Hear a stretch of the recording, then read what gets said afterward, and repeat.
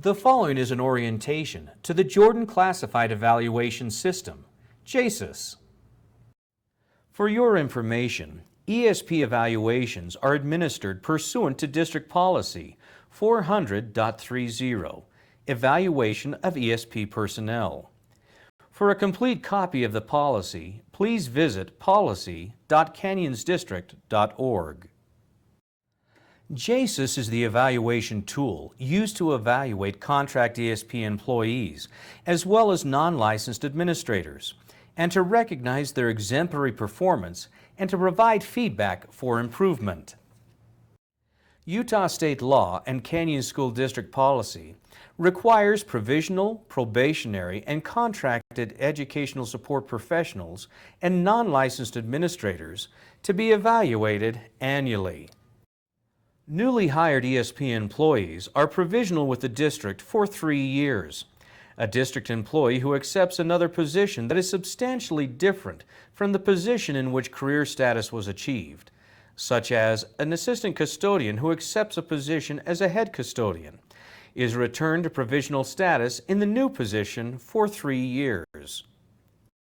JCES has 4 main components: employee orientation and notification, evaluation ratings, and a professional development meeting. At the beginning of each school year, the Department of Human Resources sends to supervisors for distribution a personalized evaluation notification letter and a sample JCES form for the employee's review. The supervisor also receives a personalized JCES form to be completed for each employee. This is the front of a JCES form, where the evaluator indicates the ratings in each of the specific and general performance areas. This is completed prior to the professional development meeting.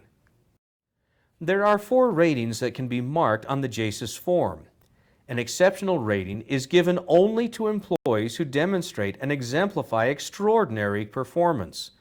Specific written documentation must accompany this rating.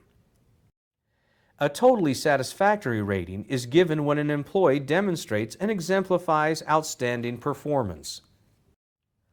A rating of some improvement needed is given when an employee needs to improve his or her performance in a specific area. An unsatisfactory rating is given only when it is supported by written documentation.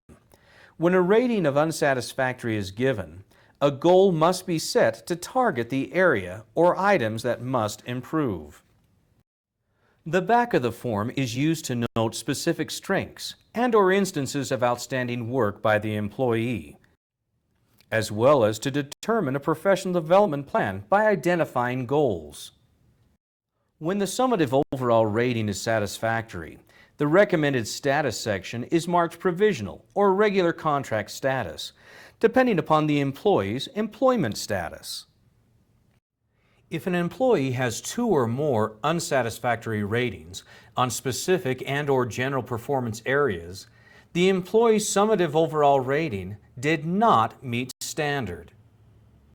During the professional development meeting, the evaluator meets with the employee and discusses the ratings given, as well as provides feedback to the employee, jointly setting goals for improvement. Goals should be realistic and measurable. Available professional development opportunities are also reviewed, such as department trainings, classes offered by the district, the Employee Assistance Program, or mentoring. A supervisor may delegate evaluation responsibility to an authorized evaluator who works more directly with the employee and who has been trained on the JCES. The authorized evaluator may not delegate that responsibility to anyone else. The authorized evaluator rates the employee's performance on the JCES form, conferring with the director or principal, making certain that both are in agreement with the evaluation ratings prior to the professional development meeting being held.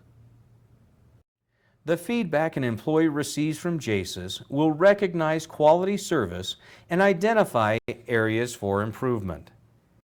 If you have any questions regarding this presentation, please feel free to contact the Department of Human Resources.